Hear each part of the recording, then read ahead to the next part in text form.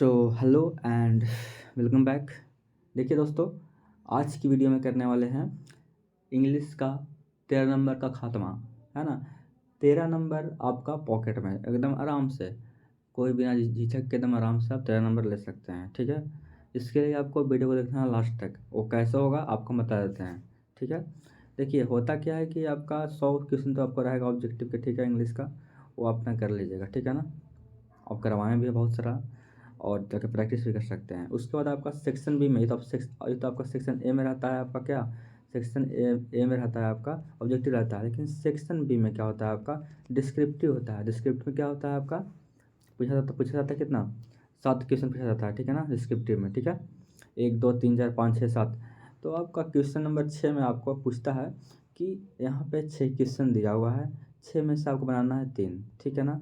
और हर क्वेश्चन आपका 3 नंबर के हैं, ठीक है ना।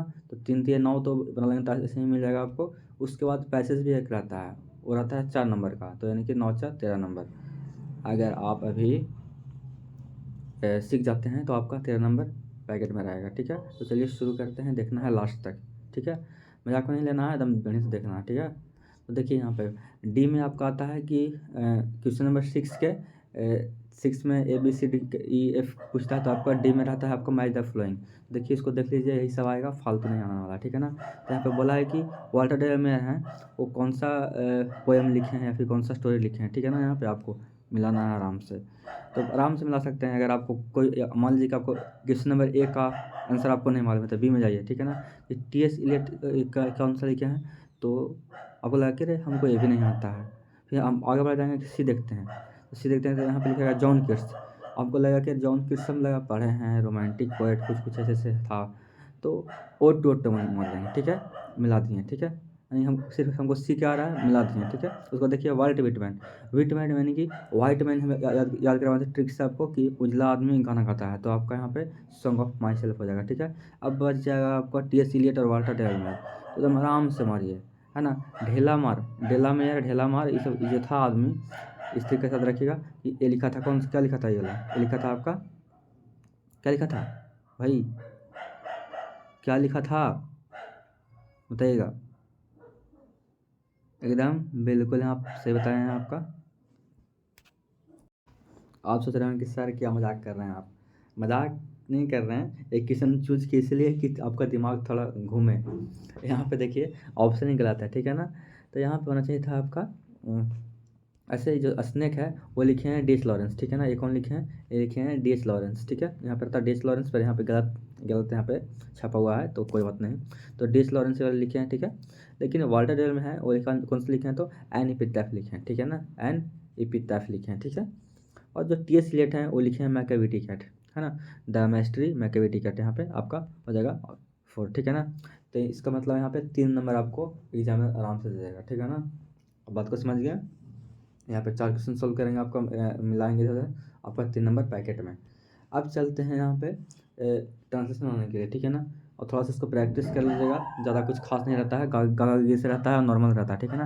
इसको करने से पहले हम कर लेते हैं मैच द फॉलोइंग, एक और है उसको कर लेते हैं, ठीक है ना। तो यहाँ पे है कि डॉक्टर ज़ाकिर हुसैन है वो कौन सा लिखे हैं स्टोरी जो भी है, या फिर पोएम है, या फिर कुछ भी है एस्से वगैरह, कौन से लिखे हैं, क्या लिखे हैं वो पूछता है आपसे। तो हमें लाना है आपका यहाँ पे डॉक्टर ज़ाकिर हुसैन कौन सा लिखे हैं भाई, तो भारतीय जमाई होम।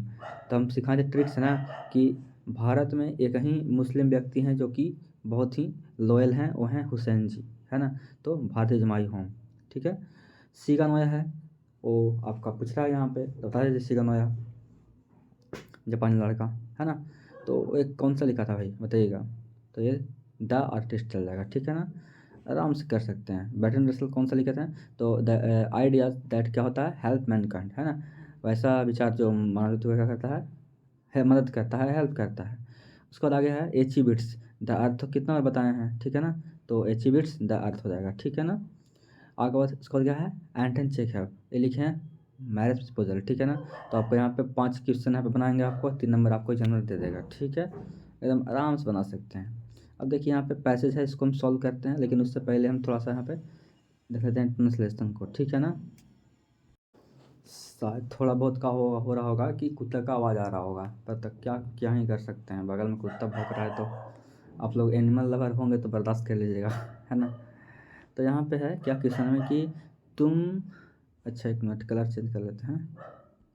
कह रहा है कि तुम कब मुजफ्फरपुर आओगे। तो हम क्या लिख सकते हैं, हम लिख सकते हैं when you come to Muzaffarpur, है ना।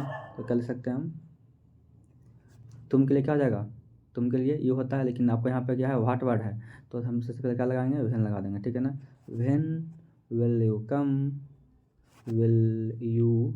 कम टू मुजफ्फरपुर, ठीक है ना। मुजफ्फरपुर आप लिख सकते हैं आराम से, इतना तो समझदार हैं आप लोग, विश्वास कर ही सकते हैं। आगे क्या है कि राम एक मेहनती विद्यार्थी है। तो सिंपल है, लिख देंगे आराम से ना कि Ram is a hard working student, ठीक है ना। राम इज अ, अब यहाँ पे स्टूडेंट इसलिए लगा रहे हैं हार्ड वर्क, लेकिन रहता किसान तो लगाते लेबोरियस, ठीक है ना। तो यहाँ पर स्टूडेंट के लिए हार्ड वर्क यूज करें, ठीक है ना। तो Ram is a hard working, ठीक है ना। हार्ड WORKING, ठीक है ना। कैसे लिखा गया यार, WORKING,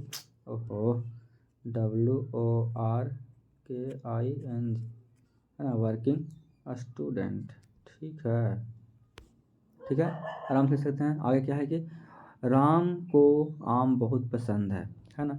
राम को नहीं, यहाँ पे सोहन है, सॉरी अरे सोहन है फिर राम रहे, कोई भी रहे, है ना। राम आम खाता है। हम लोग अपने जब हम छोटे थे तो बहुत लोग जो हमारे दादा थे, हमारे थे दादा या फिर पापा बहुत पूछते हैं, है ना, ये राम आम खाता है, बताओ ट्रांसलेशन क्या होता है। बहुत हम लोग परेशान हुए हैं। 1 मिनट कुत्ता को मार के आते हैं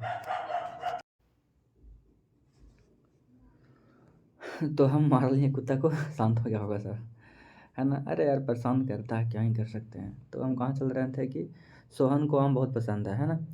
तो सोहन को आम बहुत पसंद है, क्या बोलेंगे हम किस सिंपल बोल देंगे, सोहन लाइक्स मैंगोज अलॉट, ठीक है ना। क्या बोल देंगे, देखिए यहाँ पे लिख देते हैं सोहन लाइक्स, लाइक्स मतलब पसंद करना, ठीक है ना। और इस लगा रहे हैं क्योंकि यहाँ पे सोहन है जो कि एक व्यक्ति है, ठीक है ना। तो यहाँ पे सोहन लाइक्स मैंगो, ठीक है, मान लीजिए लिख दिए हैं मैंगो, ठीक है ना MNGO मैंगो, है ना। मैंगो अलॉट मतलब कि बहुत ज़्यादा, ठीक है ना। तो ठीक है, आगे देख लीजिए कि उसने रमेश को बहुत पीटा, है ना। कितना पीटा, बहुत पीटा। तो हम लिख देंगे ही बीट, क्या लिख देंगे, ही BEAT, सही लिख रहे हैं ना। नहीं नहीं नहीं सही कहाँ लिख रहे हैं, ही बीट थोड़ी होगा, बीट्स होगा, क्योंकि यहाँ पे वर्ब का फिफ्थ फॉर्म लगेगा, है ना। तो लिखेंगे ही बीट्स मोहन अलॉट, है ना।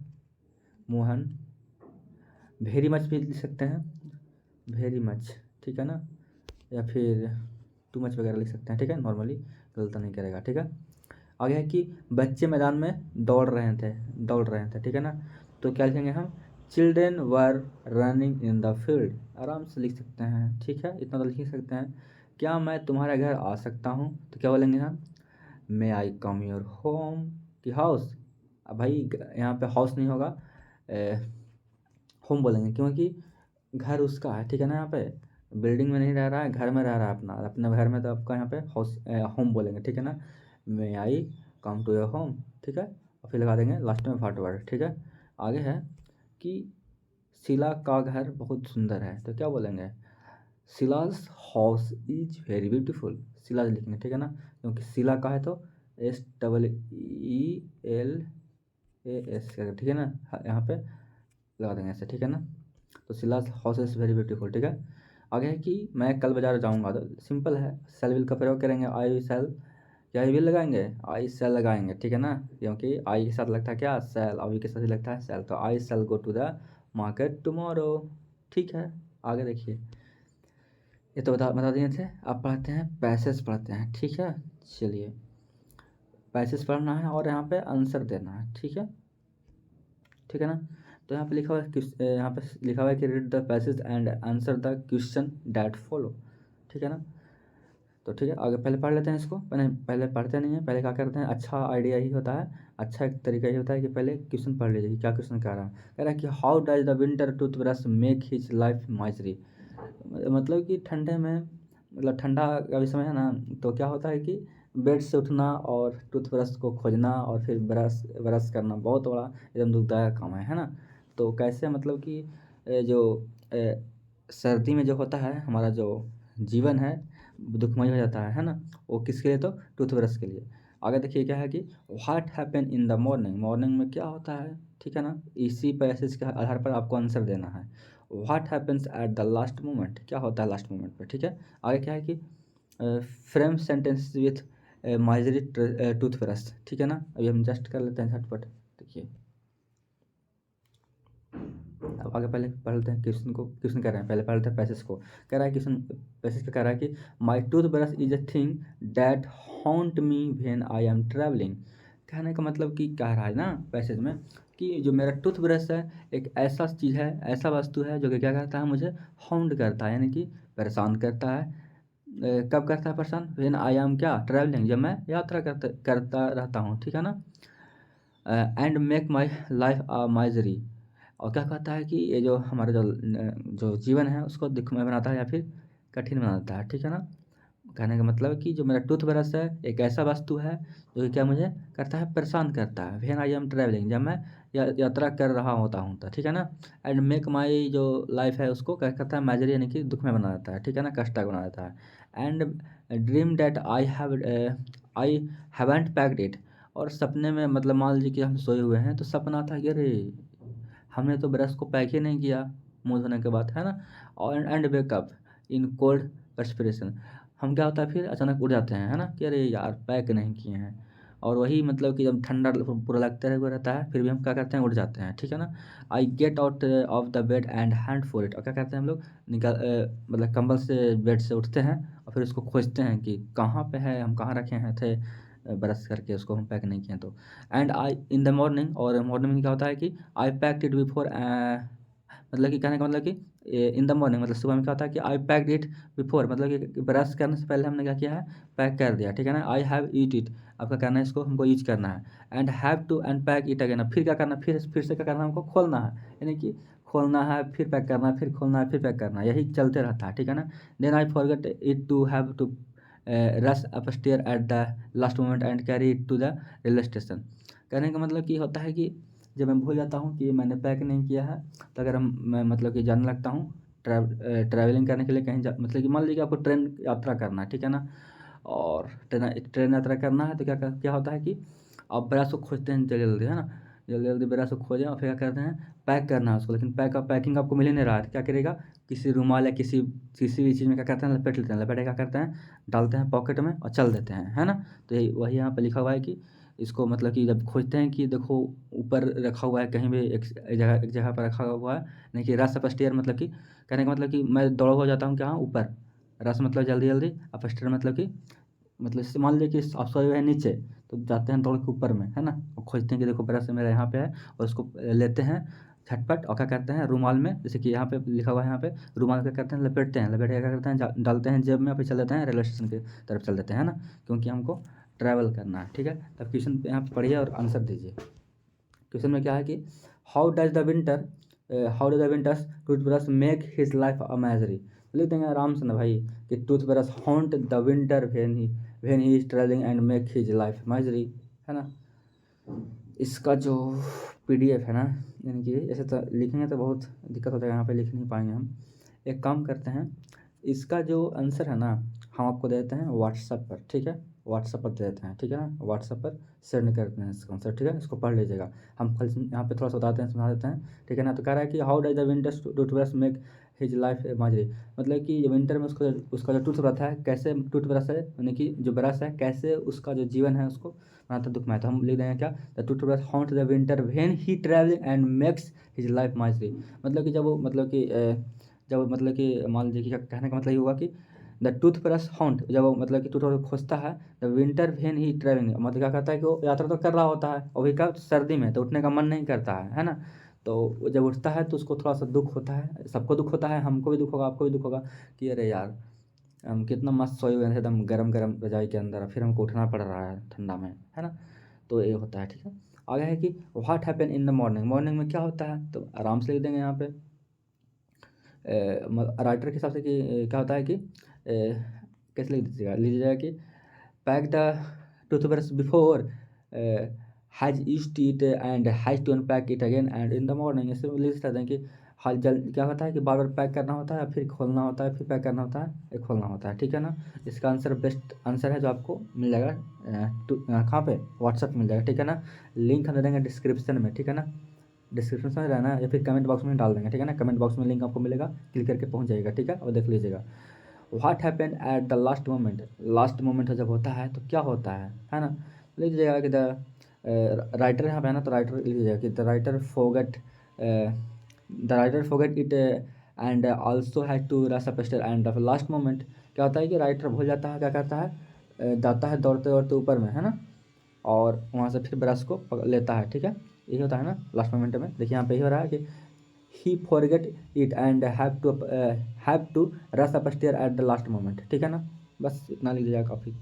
आगे है कि frame sentence with Marjorie toothbrush. अब कैसे, मतलब कुछ भी एक आपको जब देना होगा, जैसे कि नहीं, मान लीजिए कि कोई कहानी पढ़ ली है, उसका क्या नाम होना चाहिए, वही आपको पूछ रहा है यहाँ पे। तो लिख सकते हैं कि आई हैव अ मार्जरी, या फिर लिख सकते हैं कि माई टूथब्रश इज न्यू, कुछ भी लिख सकते हैं, है ना। तो frame sentence with Marjorie, Marjorie का मतलब सेंटेंस बना लीजिएगा। देखिए यहाँ पे अब मान लीजिए कि इसका ऐसे बता देंगे क्वेश्चन क्या, कि अगर पूछ लेगा कि इसका जो है लेसन का नाम क्या होना चाहिए, तो लिख सकते हैं माई माई माई मार्जरी इन विंटर लिख सकते हैं, ठीक है ना, मतलब पाठ के नाम। अब यहाँ पूछ रहा है कि frame sentence with Marjorie on toothbrush, तो मार्जरी का मतलब होता है क्या, लिख सकते हैं कुछ भी।